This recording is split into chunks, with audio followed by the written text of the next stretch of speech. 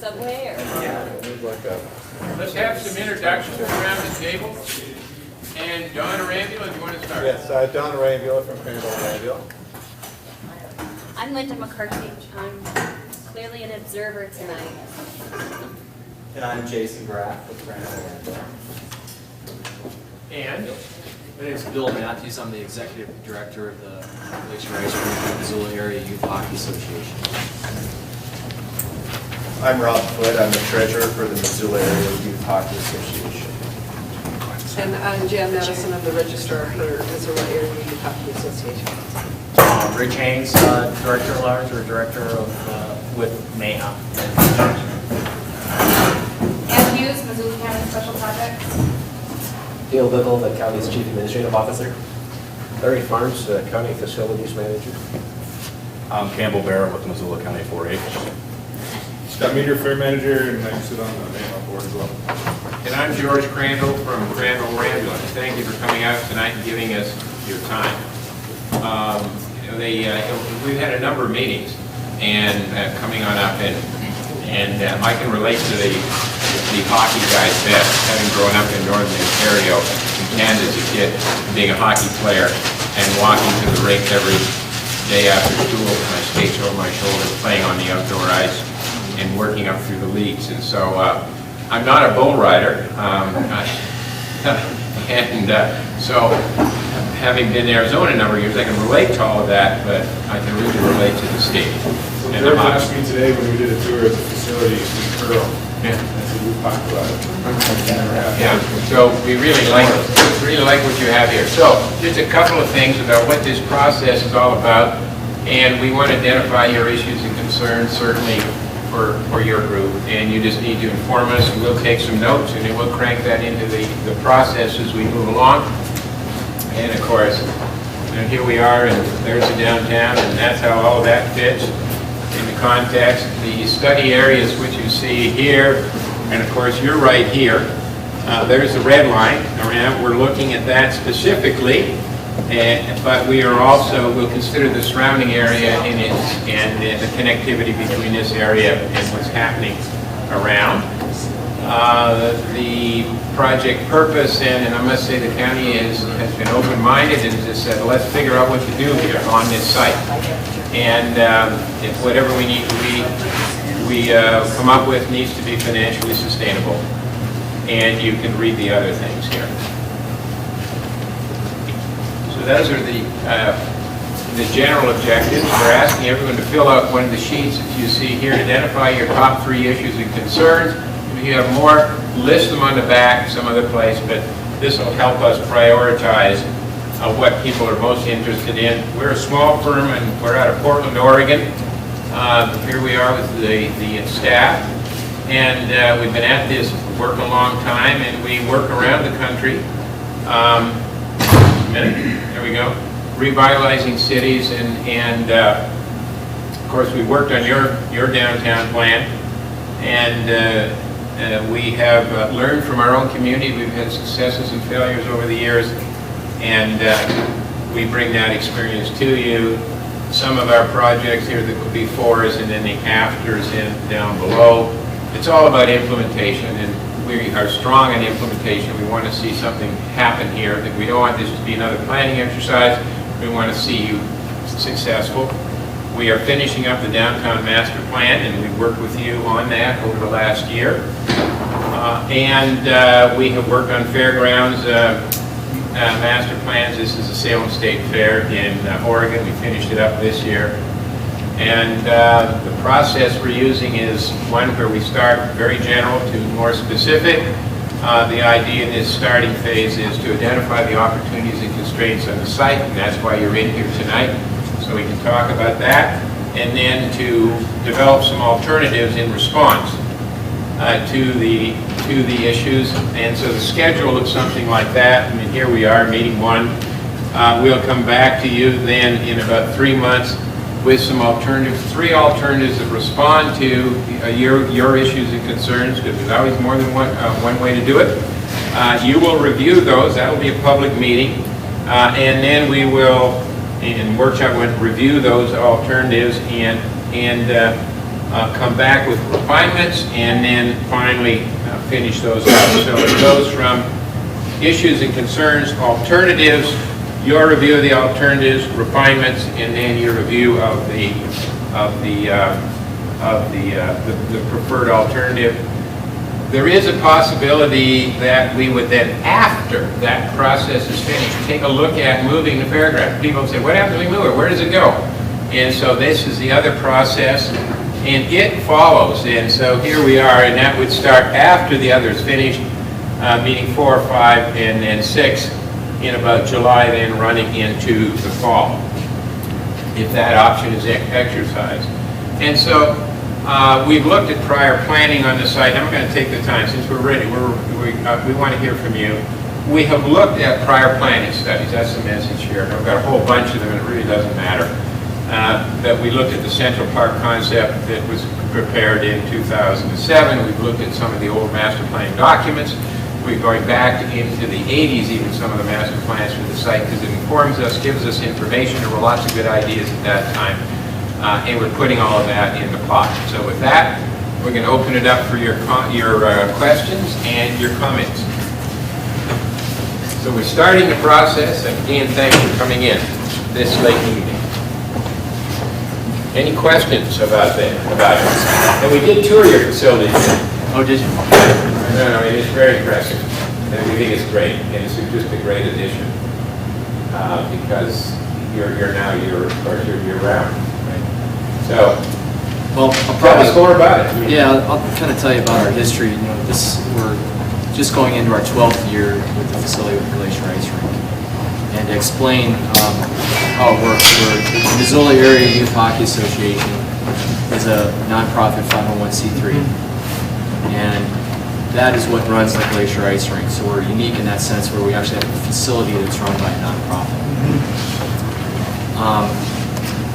As far as how that works, the Missoula Area Youth Hockey Association and along with that the Glacier Hockey League, which is an adult hockey league, that plus the rink, that's what runs the facility.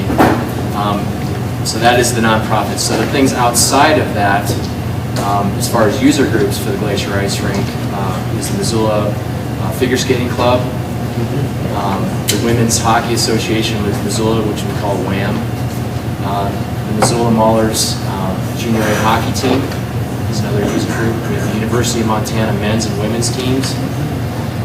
So those are all user groups of the facility outside the nonprofit.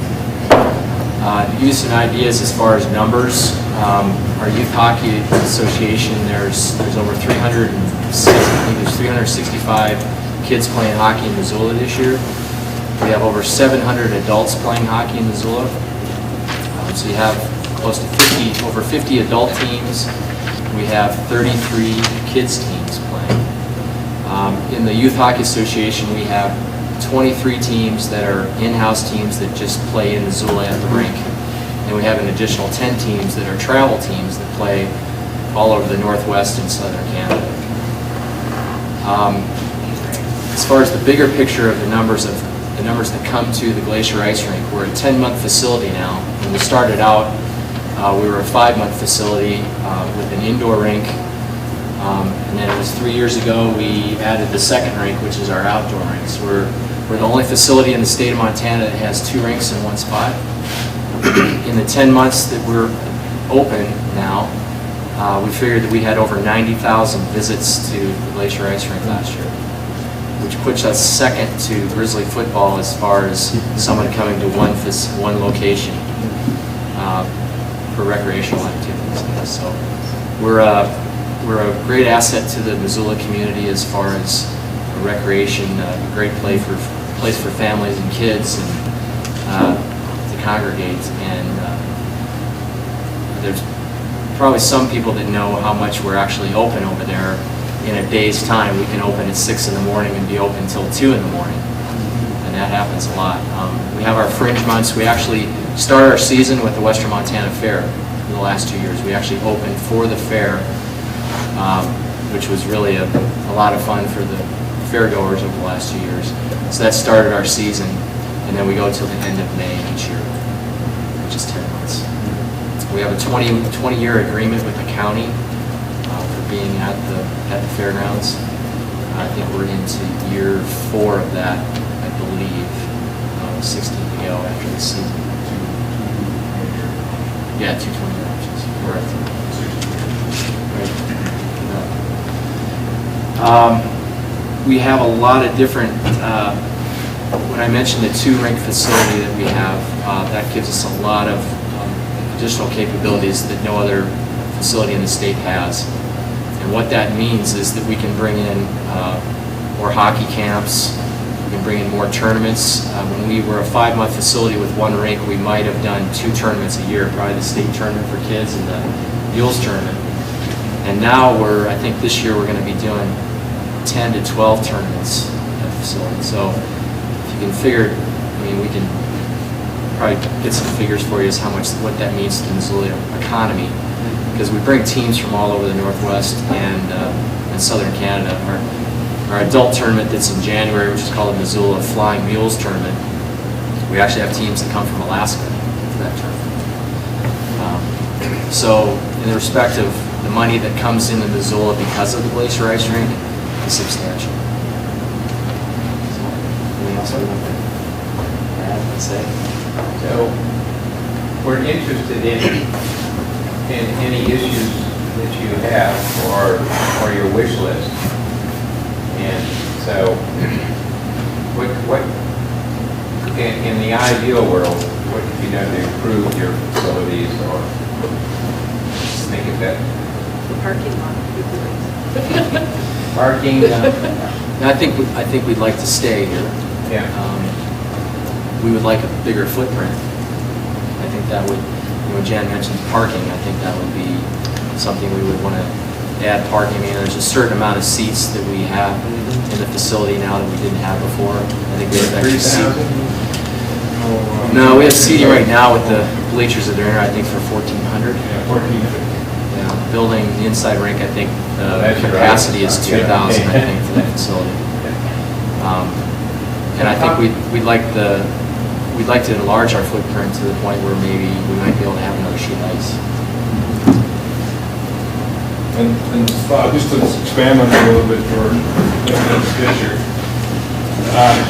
Obviously, we've expanded to the north with the 2nd rink here, and the thought was if we were to expand to a 3rd sheet of ice, it possibly would be down in this area.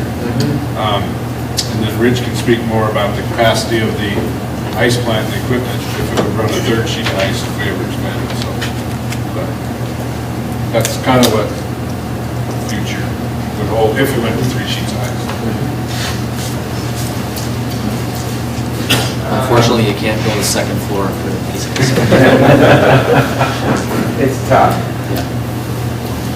How many cars do you park and when you got some kind of a surge or a game or something going on?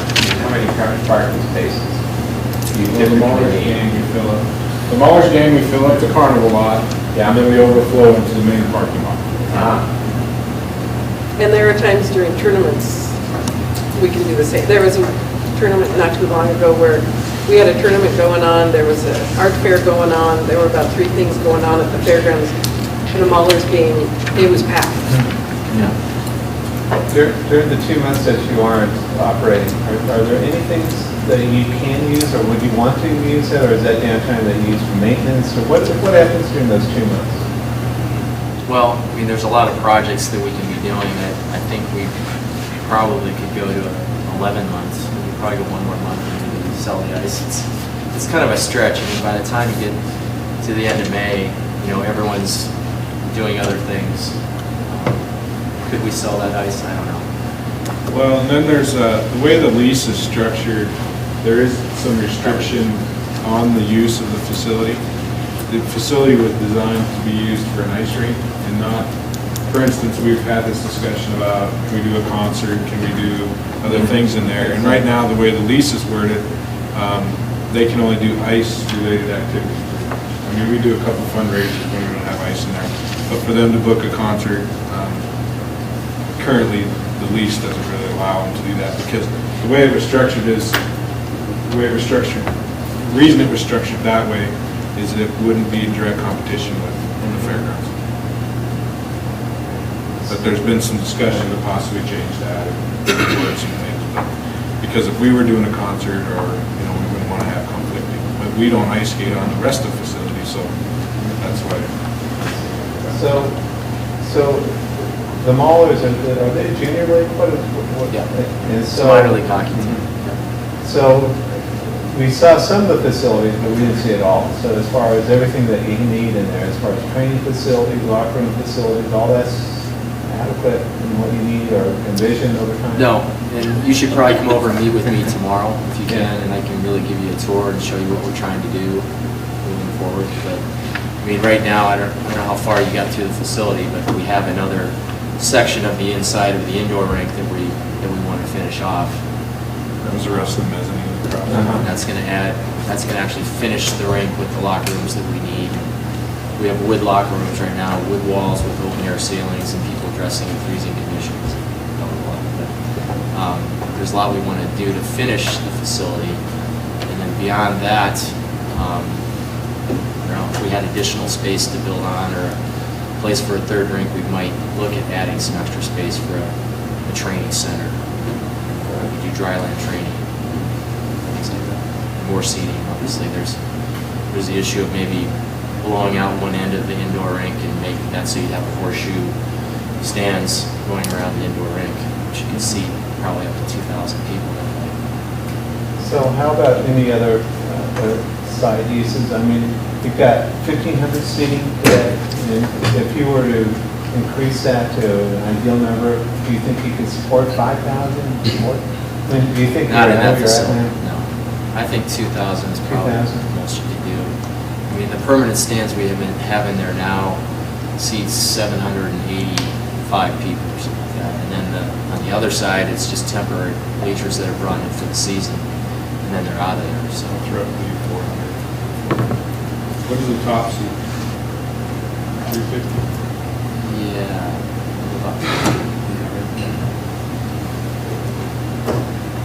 The ice plant is at, how much additional capacity does it have?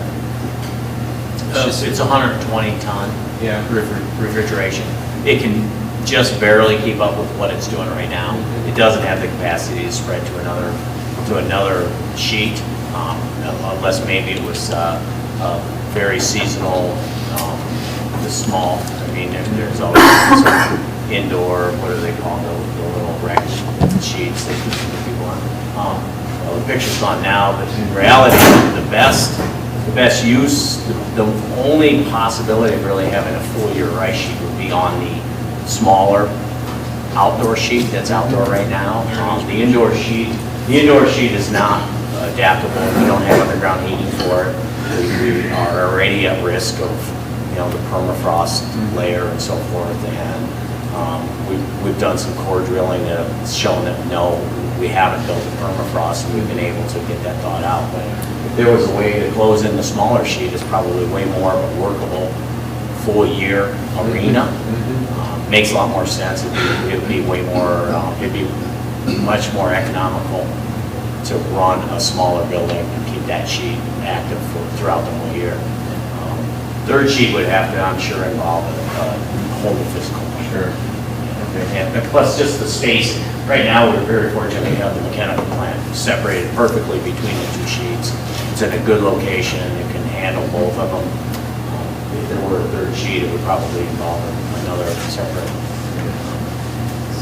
physical Yeah. plant. So when you look at this expansion plan and the 3 sheets of ice, is that because that's where you think it works best, or is that because that's where the space is available? I mean, are you just taking that space because you think I can expand there, or is that where it really needs to be? When I look at those 3 lit areas, because you know we're looking at a master plan where we're looking at trying to get a 50-year plan, and you know, simply because it's a path of least resistance may not be what we want to do. But if you say that's where it should go, I think that's one thing. But if you think maybe it should go somewhere else, we would look at it. I'd like to hear that. Well, I'm sure Bill would tell you that right now, primetime hours are sold out well in advance. That's why we think they're cheap. I mean, you can't buy a primetime hour of ice time. So they're cheap-wise, the most economical use of course, is to keep the facilities all in one location. Because if we're managing 2 sheets, we're doing it with 1 office. If we manage 3 sheets, we're still doing it with 1 office and more staff. Is that I guess the question what you is, mean? would you rather expand into the parking lot, for example, to the north, or would you rather keep going in line to the south, for example? Or if we could take a couple of buildings out, I don't know I this, if we think could a do whole lot of that, would you architects be more willing to go to the east, for example? You know, some of the facilities that I've seen, ice rinks, what they've done before is they'll have a building here and a building here. And what they've done is they've been able to put the locker rooms in between. So technically, you know, if you needed to open up, they even have a sliding wall on some of the ice rink, on the ice rink itself. You could remove this wall and you'd actually add a huge ice capacity. Sure. By removing that wall. You know, in a perfect world, I think that would be That's the way it was in my something that would be almost optimal here, but, you know, that's kind of the pie in the sky but for the facility. But, you know, the 5 years I've been involved with the hockey here, I've seen it grow from an outdoor rink with a roof over it to enclosing the rink, to getting indoor locker rooms, getting a junior A team, adding a second sheet of ice and starting to enclose that component too. So in the 5 years that I've been involved, I've seen huge, tremendous changes at the rink. And like it's really improved over this time. So, Yeah, our numbers just keep going up. Are there other rinks around in town? No. None. Right. You're it. Huh. We were at a point before we built the second rink, there was a company, or there was some individual that came in from Kearney, and they did purchase some property out of the industrial park, and they were gonna build a rink. But they needed youth hockey support to buy ice from them to make that rink work, and then that kind of went south, and then we worked on this deal, 2 rinks, and we had an option of maybe doing something out there, but then how do you maintain 2 rinks at 2 different locations? And then we were able to put 2 sheets right in. So we're the only one. but I think another option to consider too is you brought up curling. Right. That is something I think Missoula's even ready. Missoula's ready for that type of a winter sport. Interesting.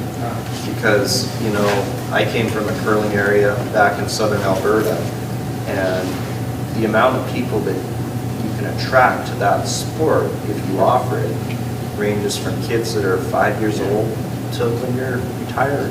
And that's just something that I think would be a perfect fit for another winter activity in the city of Missoula and for the county too. Like that's just another one of those, it's almost kind of a no-brainer for having a nice spring.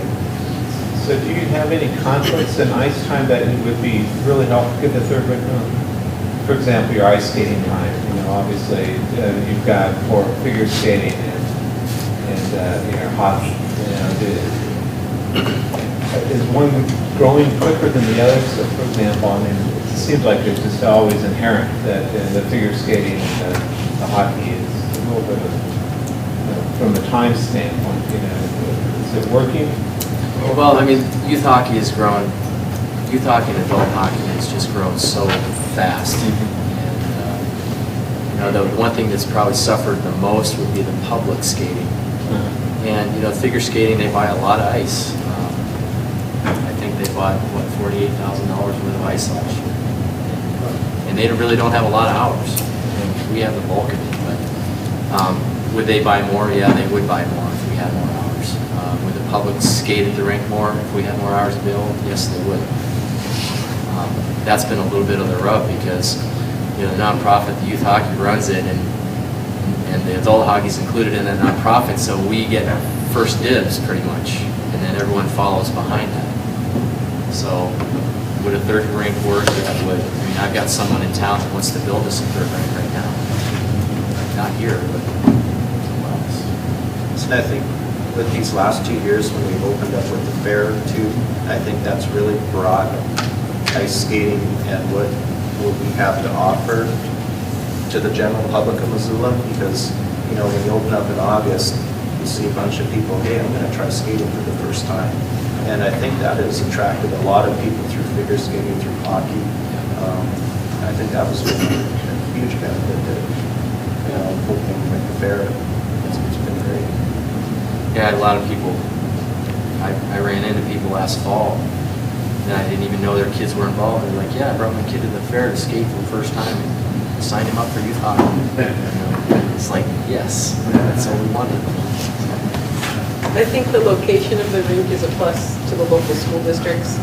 The schools will bring field, kids, PE programs will bring, the high school PE programs rent ice, bring their kids there, and it's a central location, so a lot of the schools can Yeah, get we their do a lot of kids school there. business. Really go back to your question about whether it needs to be north or south or in between. Like Rich said, I mean, we're gonna have to have a new ice plant no matter what. So look at it from where the services are. I would almost think you'd go north towards the junction and another rink if you're going. I guess the question, to ask it directly, are you being crowded by being right against the road? Against the road? Yeah, on the west side. No. We just need to have the parking when it's all said and done.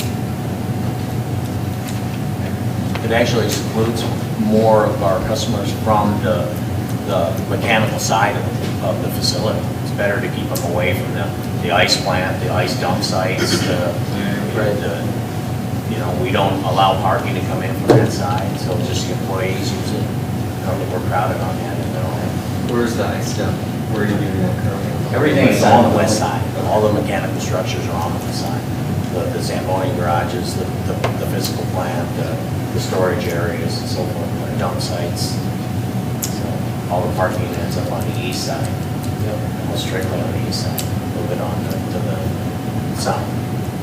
Of course, the downside of that's the visible side. Yeah. We've talked about that. Just that visible side. That's right. We have a question. The livestock uses that smaller rink. Would you do something different if we moved the livestock to a completely different location on the fairground? So that's the one up at the top? Yeah. I would. I put commercial booths Oh, you? in. I'm not ready to give up my 6 weeks a year yet. Jerry, you mean if we were not on the outdoor ice rink? Yeah. What they do? Yeah. I mean, that facility hasn't worked very well for the livestock industry. And while there's a current agreement that they allow the use of the fairgrounds for that facility, but if we move the livestock out and if we preclude the commercial event, is there things you could do from an ice skating standpoint? No, not on that outdoor rink. Well, and I think Unless we like Rich- close it like Rich said. Yeah, I think Rich. Well, maybe that's the question, is your plans in the near future to get that in place? We'd like not to. We could. I think a lot of people like the aspect that it is an outdoor, semi-outdoor. Okay. The kids love playing on the outdoor rink. I think it's like. Sure. That new wall that we just put up is a great asset. We're actually going to gain a full month of business just by having the wall up this year. So.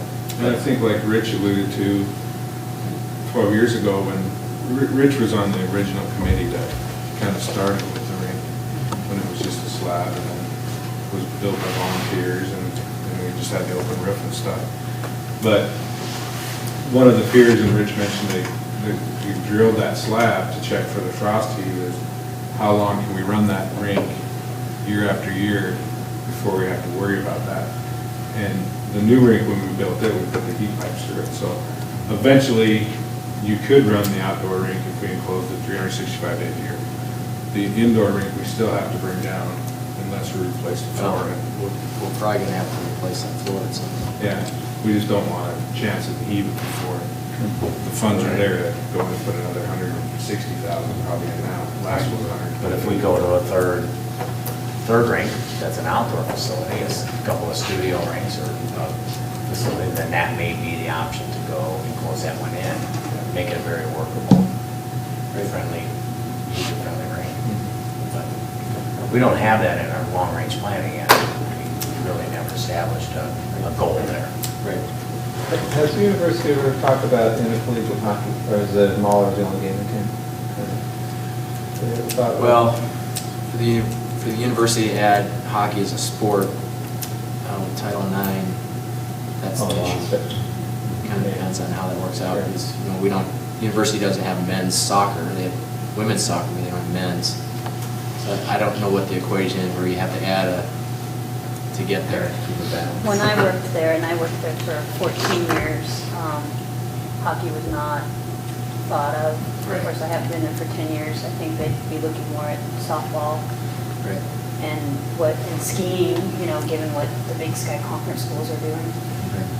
When the university remodeled the Adams Center, did they not have a proposal at that point to add ice, physical plan to the Adams Center? I That was there my when understanding they about 6 did years that, ago. And I didn't see that. It was suggested that this would be the time to do that, but it wasn't. Yeah, my last year there was 98, 99, which was the year that we were working at the football stadium boxes. And I wasn't privy, and I worked in the sports information department, and there was no information about adding hockey or an ice rink at that time that I was privy to. The university used to have an ice skating rink in front of the swimming pool many, many years ago. Well, I think we have a pretty good sense of what you have now, and there appears to be, looking at the long range, at least the need for another sheet of ice would seem.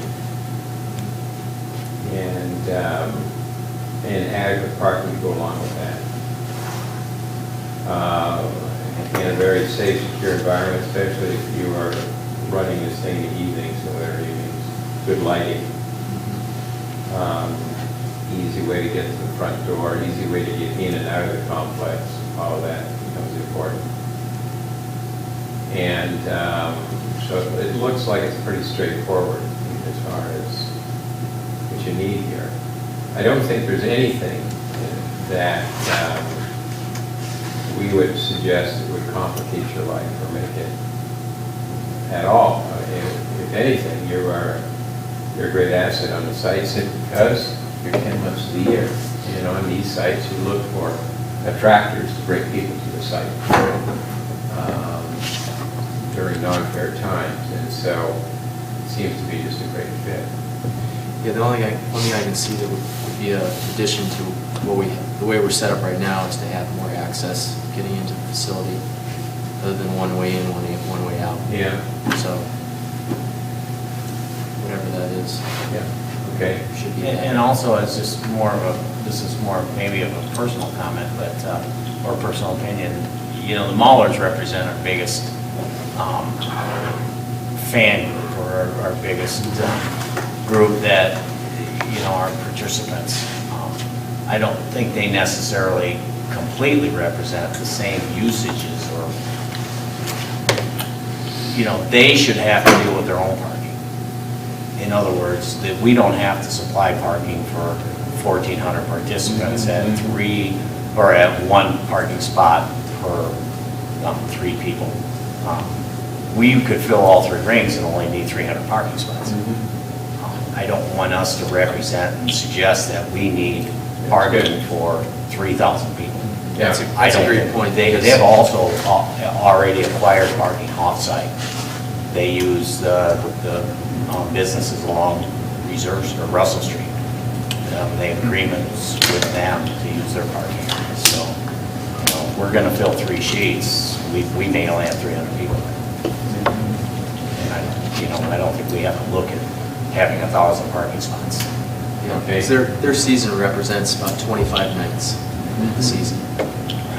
At about 1,000 average. That's what I figure the numbers, about 25,000.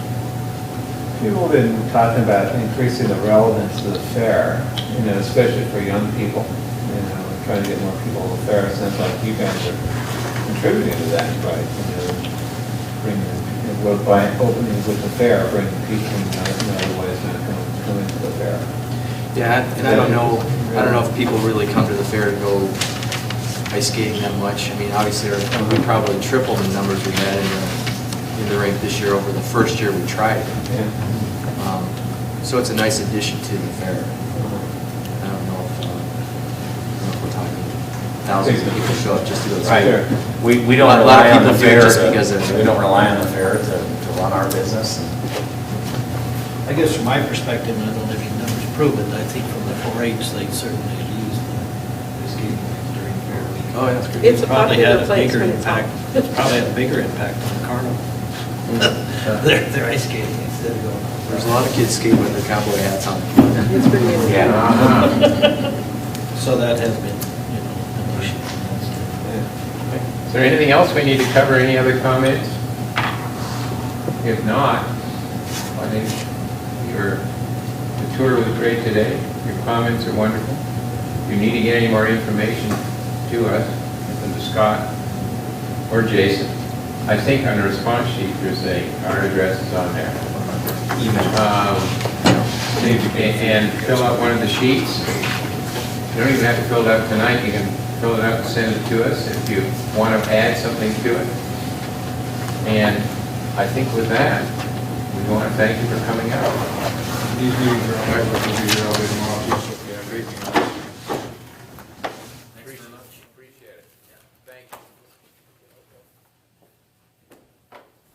you. To show that there has been no migration from one schedule to another. Their PMP was implemented in 1997, so this is a fairly robust program. It's been going for quite a while. A newer program developed by the Ohio Board of Pharmacy was implemented in 2005, and this is their most recent data. Again, showing no migration from major migration from one schedule to the other, proving that it is best for PMP to collect data on all schedules. There are guiding principles for prescription monitoring programs put out by multiple interested parties, and I believe that there is one on the table from the Cancer Action Network, which is part of the American Cancer Society, which I included in my presentation and didn't know they were going to be on the tables. So effective and balanced programs should include all schedules of controlled drugs and non-scheduled drugs of abuse. It should be administered through a healthcare agency, not a law enforcement agency. About half of the programs that are in existence are administered through a healthcare agency like a Department of Public Health or a Board of Pharmacy.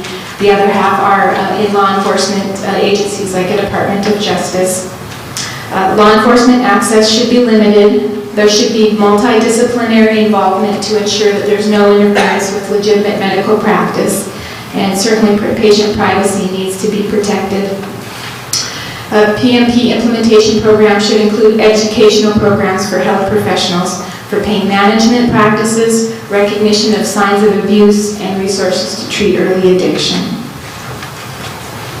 The experience of the other PMPs that I referenced earlier, Idaho and Ohio, show that overwhelmingly the users of their prescription monitoring programs are providers. Law enforcement access is a small percentage. So the history of the prescription monitoring program effort in Montana goes back to the 2007 legislature, where Senate Bill 326 was introduced into the Senate, which would have provided for the implementation of a prescription monitoring program in Montana. That bill was amended in the Senate. Health and Human Services Committee, with the help of some interested parties. The ACLU was, I think, helpful in making it a stronger piece of legislation that was eventually passed by the Montana Senate. But then the legislation was tabled in the House Judiciary Committee and never got out of there. Ultimately, I think the reason that it failed was just stakeholders were not well informed. There is federal money available to help fund prescription monitoring programs. It's through the Harold Rogers Prescription Monitoring Implementation Grant Project. And we were awarded a grant in Montana in 2007, but were unable to accept those funds because they were contingent upon the passing of our enabling legislation. We were able to keep a small portion of that for planning for our next effort. And we, to that end, stakeholders began meeting in January of this year. And that group's been working very diligently to craft a prescription monitoring program ladder that will follow those guiding principles to provide an effective and balanced program for Montana. So to that end, we propose to not only collect data on scheduled drugs and drugs of abuse, but all prescription drugs. To maintain or improve patient access for care, we think that informed prescribers will provide better care. And Dr. Fishman shared some data about the states with the fewest, lowest abuse of OxyContin, also have the lowest number of prescriptions of OxyContin, also have the lowest number of abuse. In Ohio, they are working to get some clinical benefits, or demonstrate some clinical benefits of prescription monitoring programs. They are working on a study to compare a group of ER physicians that utilize the information in the prescription monitoring program with a group that do not, and evaluate how those physicians provide care to their patients with the knowledge provided in the database. But certainly one of the goals for the PMP in Montana is to deter drug abuse and diversion.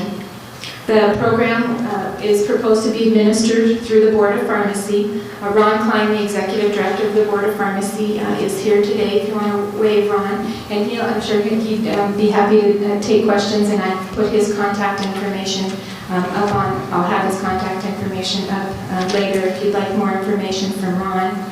The plan for the Montana PMP will be to be an electronic database that provides timely data. So the data the goal is to have it be just a week old. There'll be 24/7 access for providers only. Again, data on prescription drugs, non-scheduled drugs of abuse, and controlled drugs is proposed to be collected. Access to the Montana PMP will be for providers and pharmacists for the purposes of providing medical care. Patients will be able to request their own information. Healthcare licensing boards as part of an investigation of a complaint. Law enforcement with an investigative subpoena or search warrant. Medicaid for the purpose of investigating fraud or abuse. Then the Montana PMP group has been working closely with HealthShare of Montana, which is a group of stakeholders who are working on implementing a continuity of care record, and we have some, I guess, mutual goals, and so they have been at the table with the Montana PMP looking to implement that prescription type of information in with a continuity of care record. Prescription monitoring programs in other states are trying to share information, and in Montana we say we'll share as long as the PMP in the other state provides the same protections to our citizens as our own PMP does. And yet we have our concerns about privacy and security. The information in the prescription monitoring program is protected health information. It's prescription fill data, and it is covered by HIPAA. But HIPAA does allow disclosures that are required by law for the purpose of treatment, for public health surveillance, and for law enforcement investigations. So the information in the PMP is currently the data that all of these people can already receive through HIPAA. The extra precautions for the PMP that in Montana will limit access to users and to users that are going to must be credentialed, and then they must specify the purpose for which they're using the data. The data is a public record. It can't be used as part of civil types of cases. All requests and access to the information are recorded, and the data is destroyed after 3 years. Addressing security, this is the internet type of program. It's a separate network with separate servers. Again, access is granted, and access must be credentialed. So we intend to apply for a Harold Rogers grant again for our 2009 effort. That grant program also allows for funds to be paid for enhancement grants. In Ohio, their prescription monitoring program was implemented in 2005, and so far they've sustained their program just on the Harold Rogers grant types of funds. Dr. Fishman mentioned NASPR, and at some point, those of us in the PMP interested parties think that they may be taking the money away from the Harold Rogers grant and funding that to NASPR. So we're hoping that we can accomplish our goals sooner rather than later, so we know that those funds will be available. The goal would be then to sustain the prescription monitoring program with a licensing fee surcharge if and when that should become necessary. And the fiscal note that was attached to the 2007 legislation was about $365,000. So where we are is currently the Board of Pharmacy has submitted a version of the prescription monitoring program to the governor. The Board of Pharmacy is under the Department of Labor and Industry, and the Department of Labor and Industry has included the prescription monitoring program as part of their housekeeping bill. Thus, that requires approval of the governor's office because they are under the administrative branch. We have been meeting, and the Board of Pharmacy has been at the table the entire time. It's totally supportive of this PMP coalition. We have loosely called ourselves. We are sponsoring our own version of PMP legislation, not knowing what's going to happen with what the governor is going to decide. And in the PMP coalition's version of the prescription monitoring bill, we included all prescription drugs. And that bill draft request was made last week. So stakeholders who've been at our table, you can read the list, and we're happy to have more any interested parties. I guess I would encourage you, whether you're very supportive, to get involved, and hopefully we'll have opportunities again to network so that we can gain support. Also, if you're not supportive, which obviously I hope you are, but I would also encourage you to voice your opinion. So with that all, I thank you for your attention, and I'll answer questions at the question time.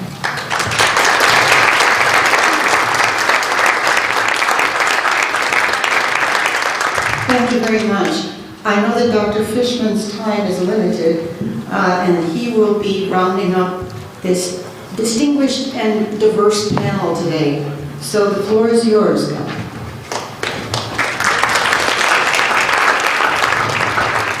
Well, thank you, and I'm not going to take up much more of your time. I think I have exhausted my allotment already. This is quite an extraordinary group, and I just want to say that this is really a rare opportunity to have this diversity of people up on a panel. I think this group has given you a rare opportunity that we only hope for in this business, because the problem that we face is one of passion from all sides, but multiple problems. There's no way to argue against the fact that we have a severe prescription drug abuse problem in America. There's no argument against the fact that we have a problem with undertreated pain in America. And it's very easy for these issues to collide and undermine each other, and it's quite manageable that the solutions can be brought to the table that don't undermine each other. It requires us all being at the table respectfully and understanding that we all have roles. Law enforcement is charged with our public safety, and I've got to tell you that I'm very grateful that there are people like Mark out there. If my child has somebody giving them OxyContin in a school parking lot, etc., and this is happening alarmingly.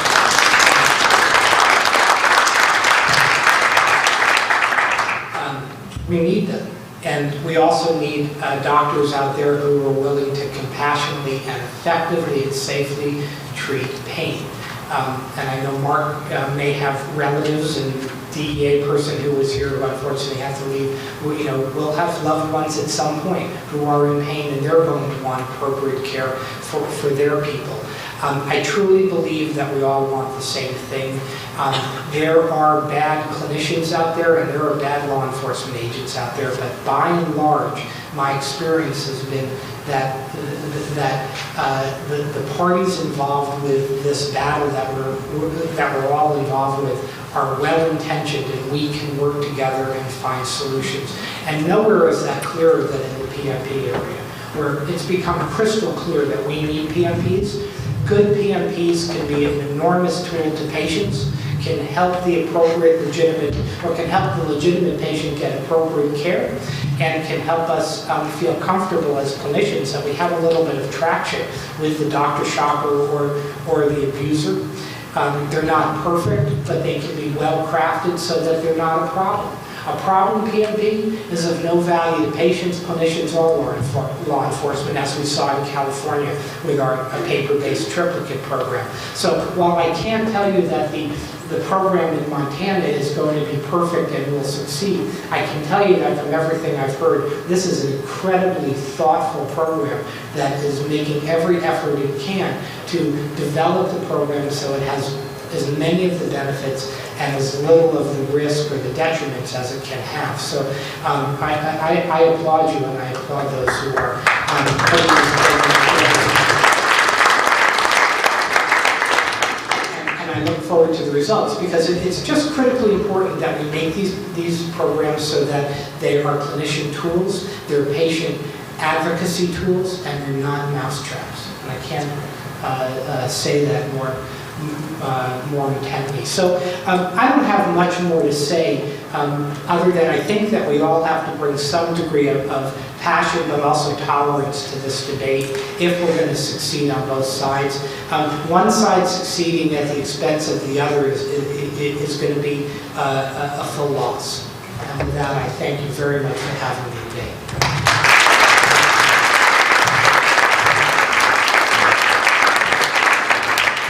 We have time for questions, Kay? We actually have 45 minutes. Oh, wonderful. Scott has to leave at noon, so Okay. I have 15 minutes. And I just want to say, tell you, I know that you're going to want to run out of here as soon as these guys are done, or as soon as you eat your lunch, but I really hope that you will stay and help us figure out what Montana needs to do next. So please stay. Kevin. Thank you, everybody. I'm so impressed by everybody who's been here. It's just been fabulous. And Starla, I know you've been working incredibly hard on the PMP program, and you and I talked a little bit, I think it was probably 2 years ago, about all this, but I have a couple of questions for you that I am concerned about, and I'm glad we're having this discussion here. First of all, when I looked at the stakeholders, the Montana Medical Association, they weren't there. I did not see them on the stakeholder list. Okay. Oh, you did add them? Okay, great, because it wasn't in the, so I wanted to just make sure that physicians were really intricately, whatever that word is, involved in the process. The second thing that I'm concerned about in terms of the prescription monitoring program is we as primary care providers get a huge amount of paper that comes across our desk. And one of the more annoying ones actually comes from the insurance companies, Medicare, wherever they are, saying, did you know that this patient is taking these 10 drugs and they interact this way, and don't you want to do something about this? In our electronic medical records, they also have a notice where you have to tick off if you prescribe a certain medication that you acknowledge all these interactions. A lot of them aren't really useful. So I don't want us to just have another piece of paper or another electronic thing that's going to come across our desk that we're going to basically say, I acknowledge this and go away. I want it to be meaningful. Then my third concern about the prescription monitoring program is the issue of resources. And in Missoula, there's just wonderful pain resources, just great resources for patients who have persistent pain. we just don't have that in Bozeman, we don't have it, and we've heard from other places around the state, but we really don't have those resources. And one of my concerns about these programs is what do we do about also then creating resources where we can have people, send people